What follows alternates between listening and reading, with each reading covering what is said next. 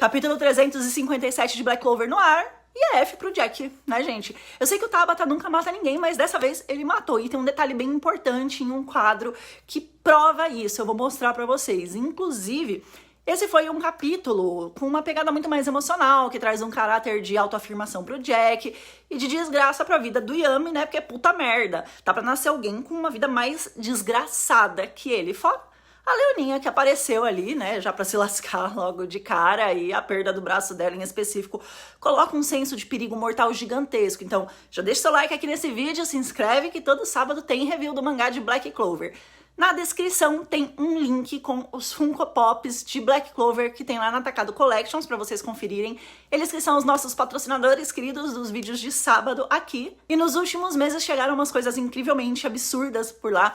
É tanto Funko e tanta action figure, gente, de anime que vocês vão surtar a hora que vocês verem. Inclusive, chegaram uns novos de Naruto e de Boruto que estão maravilhosos. Tem um monte de Hunter x Hunter. Os de Jujutsu, de Demon Slayer estão incríveis também. Então assim que o vídeo acabar, clica lá para poder olhar. Até rimou. Bora lá então que o capítulo 357 é uma continuação direta do anterior e ali a gente vê o que acontece com o ataque do Yuno que tinha finalizado o capítulo 356. E a verdade é que não acontece nada, né? Eu tinha uma esperança, não de que o Yuno iria vencer com um golpe só, mas eu esperava que ele pelo menos conseguisse fazer ali uma leve cosquinha no Lucius. Mas Deus que é Deus, é intocável, né? E é isso que o Lucius representa agora. Ele é a personificação de Deus na Terra, né? Em onipotência, que é basicamente o poder absoluto, e a onisciência, que é uma característica ali de saber de tudo. Então, o Yuno, mesmo com o power-up dele, pelo menos nesse primeiro ataque, não foi capaz de fazer nada, pra felicidade aí da parte do fandom que é hater dele, né? Ele ainda vai conseguir fazer alguma coisa contra o Lucius? Vai, gente, claro que ele vai. Mas quem vai derrotar mesmo o vilão vai ser o Asta. Afinal de contas, o Lucius é o vilão principal e o Asta é o protagonista, né? Mesmo que o Yuno ajude, quem derrota é o Asta. E, cara, o Lucius segura a espada do Yuno numa facilidade tão absurda que dá vontade de rir da cara do Yuno. E eu gosto muito dele, tá? Só que em contrapartida, se vocês notarem, ao redor da espada dele, a gente tem uns risquinhos trêmulos ali, né? Que indicam a força descomunal que o Yuno tá fazendo pra tentar fazer essa espada descer ali na força e na raça. E mesmo assim, o Lucius tá lá, segurando e sorrindo com toda a delicadeza do mundo. E o legal é que o capítulo traz um contexto bom sobre as limitações do Neverland do Yuno para não deixar ele quebrado no universo. Afinal de contas, não tem como você deixar ele insuperável. Lembrem-se de que o Asta é o protagonista. Então, é claro que o Tabata ia colocar condições que permitissem que não tivesse uma diferença tão gigantesca a ponto do power-up do Asta ser necessário ali se justificar pela canetada do escritor, né? Então, eu acho que é válido isso daí. E o interessante aqui sobre o fato do Neverland ser limitado, né, é que se o Lucius não tem o que fazer num lugar em que o tempo não passa, porque a principal habilidade dele ali nesse momento é relacionada ao tempo, a única coisa que ele precisa fazer é aguentar tempo suficiente até a capacidade da aplicação da magia acabar. Mas por que será que o Yuno não consegue manter o Neverland por muito tempo? Provavelmente porque a quantidade necessária de mana armazenada ali no braço é gigantesca, então ele precisaria se programar com muita antecedência para armazenar essa mana, assim, em quantidades inimagináveis ali com a Bell, e ele teve só 1 ano e pouquinho para poder fazer isso. 1 ano parece muito em relação à junção de mana, pelo menos pra gente que vive num mundo em que o tempo é tudo, né, é dinheiro inclusive, mas levem em consideração que o tempo ali para eles é algo que é relativamente necessário, assim, você ter muito para fazer grandes coisas, né? O Julius levou muito tempo para poder armazenar tempo, né? Uma vida inteira, para quando ele foi voltar, ele nem conseguiu voltar como adulto, ele voltou como criança. E o Grimório dele foi pro pau. E a gente já viu também uma situação de magia semelhante com o Magna lá contra o Dante. O Magna demorou 6 meses para poder construir as correntes dele lá. E a aplicação, inclusive, era única. Mas o que me chama atenção mesmo é o fato do Lucius dizer que ele absorveu o Lucifero, que, sinceramente, eu nem acho que ele é pau no cu mais, né? Não depois de conhecer o Lucius, porque, no final das contas, ele era um demônio, e demônio é um demônio, né? Mas ele não tá usando a magia de gravidade. Por quê? O que rolou? Ele sabe o quanto essa magia foi efetiva contra inclusive todos os capitães naquela luta. Pouquíssimos magos foram atingidos por ela, né? E pela construção de Black Clover, absorver outro demônio ali implica, pelo menos, né, o que parece, em você poder usar a magia dele, porque se não, pra que o Lucius ia ter esse trampo todo, que foi manipular tudo pra poder matarem o Lucifero só pra ele aprimorar a força física dele?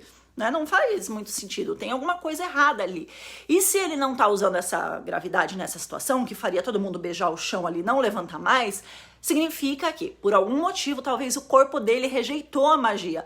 E ali, né, o tio Lucy, ou o que possa ter gerado ali, né, de, sei lá, alma, o demônio não tem alma, mas enfim, vocês entenderam, possa ter gerado ali um conflito entre a energia do Astaroth junto ali com a energia do Lucifero, né, que acabou mandando o Lucifero sair, não deixou ele entrar. Não que o Astaroth tenha consciência própria, na verdade é como se tivesse ficado ali um resquício de um último dado, de algum algoritmo que acaba entrando em conflito e não deixou, né? Vai saber, a gente vai ter que esperar aí pra ver, mas eu acho que é algo ali nessa linha. Mas a fala do Lúcio sobre o fato do Neverland significar só prolongar o sofrimento, me parece que, apesar dele não poder prever o que acontece ali dentro de fato, significa que ele sabe o que vai rolar a hora que o Yuno não conseguir mais manter a habilidade ativada. Porque, apesar do furo temporal que ele não enxerga, ele já enxergou o panorama da situação quando o Neverland se desfez. E isso é mais um dos indícios fortíssimos de que todo mundo vai se fuder aí, com perdão da palavra, mas essa é a verdade. Mas então a gente tem o Jack que tá caído em cima do galho do William, a árvore dele tá lá, né, não serviu pra nada. Mas reparem no cuidado que o Yami tem em ir pegar o Jack. Não cuidado assim de ser menos bruto, não esse tipo de cuidado, mas é uma cena que passa um cuidado emocional, sabe? Um cuidado sentimental extremo aqui. Obviamente que a gente tá falando do Yami, que é o ser mais perfeito de Black Clover, porque o bicho é chucro, ele é bruto, mas ele é fofo, né? Só que é legal isso porque mostra o quanto ele estima os colegas de batalha. Ele tem um profundo respeito por todo mundo e um cuidado emocional muito grande, principalmente ali nas situações mais críticas. E é exatamente isso que ele demonstra aqui, né? Mas a gente já fala mais sobre isso porque algumas páginas um pouco mais pra frente, depois do Jack dar o golpe final dele, ele cai. E é aí o detalhe que prova que ele realmente morreu. Se vocês olharem bem ali pra cena, o grimório dele tá se desfazendo, virando poeira, energia, o diabo que seja lá, sei lá o que é que vira, mas enfim. Isso só aconteceu em situações em que os magos morreram. Então, o plot tá aí. O Tabata construiu aí por anos uma imagem de que ele não matava ninguém, justamente pra gente comprar essa narrativa e ele poder chegar agora e surpreender todo mundo. E apesar do Jack não ser lá um dos capitães mais relevantes para a obra em termos de narrativa, a gente já teve uma construção razoável dele no mangá, né, com o passado dele sendo mostrado, a história do pai, a evolução de poder dele também, de personalidade inclusive, né, porque no final da luta lá do Dante contra o Magna, a atitude dele mostra uma grande evolução dele como ser humano, para chegar no ápice. Agora, o Tabata inseriu um contexto que traz mais peso para a morte dele, senão não ia ter peso, né?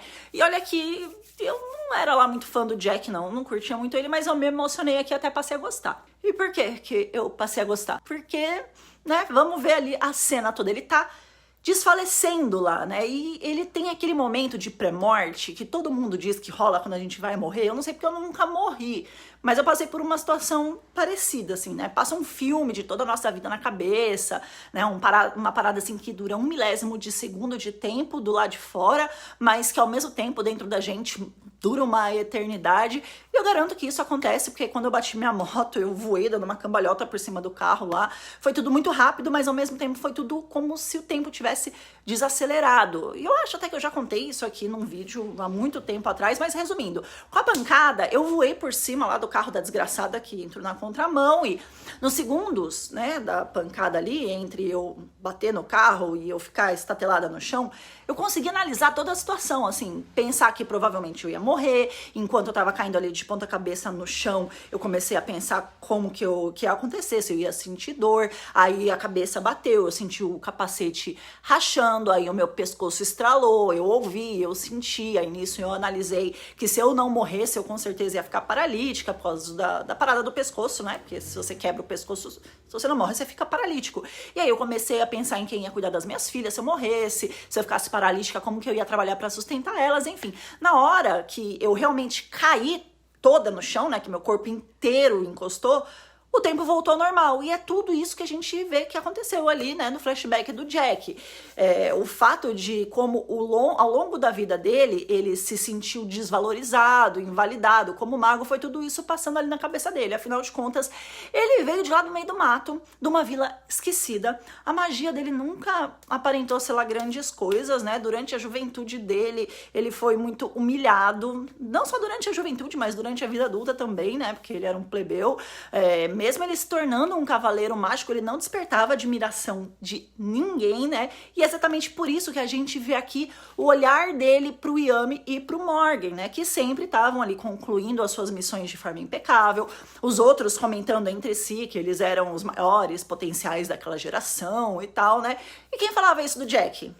Quem comentava o quanto ele tinha sido brilhante durante uma batalha, durante uma missão, ou que a magia dele era incrível? Ninguém falava isso, né? Ele não era subestimado só pela falta de potencial observável, né? Mas pela própria personalidade complicada que ele tinha, né? Que a gente sabe que foi construída ali ao longo da sua vida com base em todos os tipos de violência psicológica que ele sofreu por ser quem ele é, né? E tanto a tretinha entre ele e o Yami ali, quanto o olhar dele também pro Morgan e pra relação que o Morgan tinha com o Yami, denuncia o quanto ele invejava a relação ali, né, dos dois com a magia, né, a dinâmica de amizade, essas coisas todas ali. Então, tudo que ele sempre buscou foi ficar mais forte para poder provar, principalmente pro Yami e pro Morgan, né, que ele era tão capaz quanto eles. Pro Morgan não deu, porque aí o Morgan morreu antes disso, provou agora, né? Mas ele queria provar que ele tinha tanto potencial quanto os dois, além de também querer que os outros em volta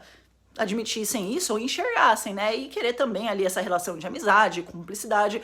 Afinal de contas, o Yami era tão indigente, né? Vamos dizer assim, quanto ele, né? E tava lá, tendo uma relação de igual para igual com alguém da nobreza, sendo reconhecido pelos outros, enfim. E aí o que é que ele fez? Ele juntou as últimas forças que ele tinha e, gente, nessa hora você tá com a adrenalina ali a 1000, você não sente dor, noção de perigo, você não sente nada, né? A gente tem vários exemplos aí na vida real de pessoas que fizeram coisas impossíveis à beira da morte, numa situação desesperadora, e como último grande ato dele, ele condensou todo o restinho de força que ele tinha, e eu não tô falando de poder, mana, né, mas assim, de fôlego de vida, o último suspiro dele ali, e mandou uma rajada pra cima do Morgan. O bicho ficou tão violento que as veias dele saltaram, né, parecia um bodybuilder, e aí ele foi lá todo torto, todo encurvado, capenga, com sangue saindo por tudo que era buraco, e mandou um golpe que foi de encontro com um golpe de luz que o Morgan tinha mandado.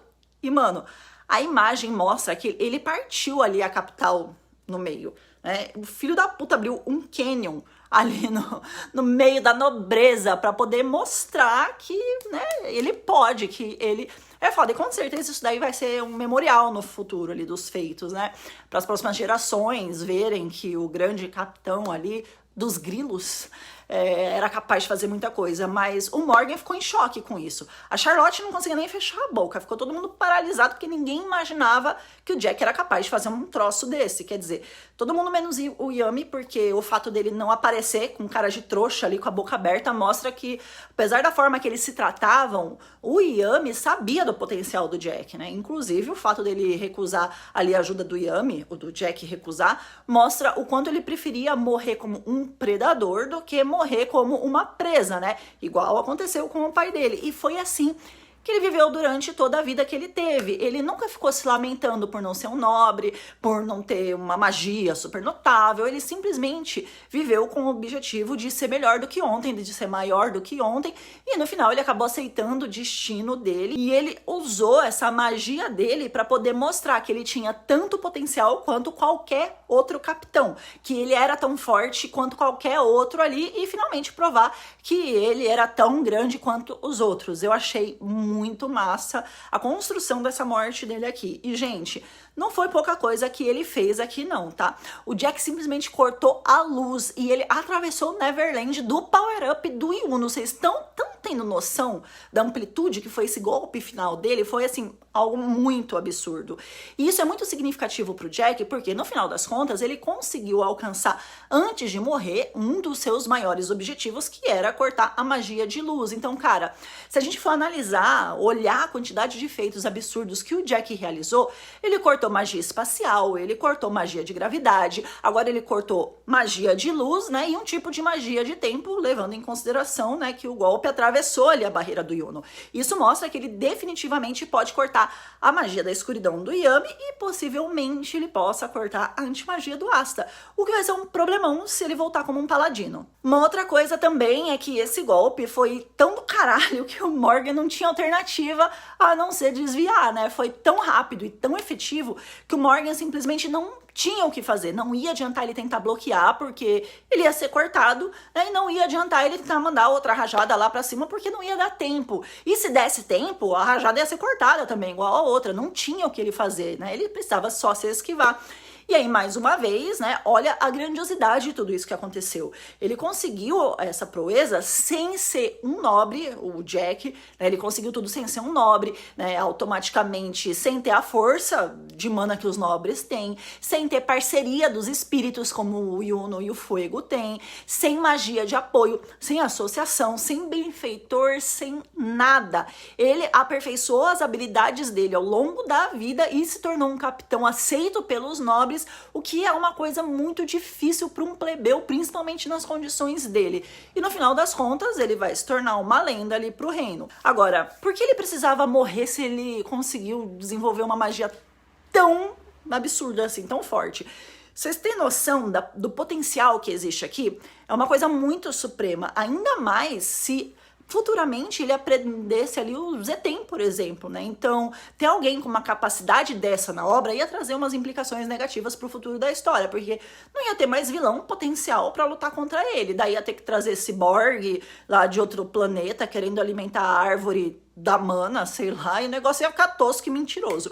Inclusive, uma coisa que eu esqueci de citar é que ele levou um monte de anjo pra vala com ele, né? Ninguém conseguiu fazer nada contra os caras lá, mas o Jack cortou todos numa navalhada só. O cara é um mito.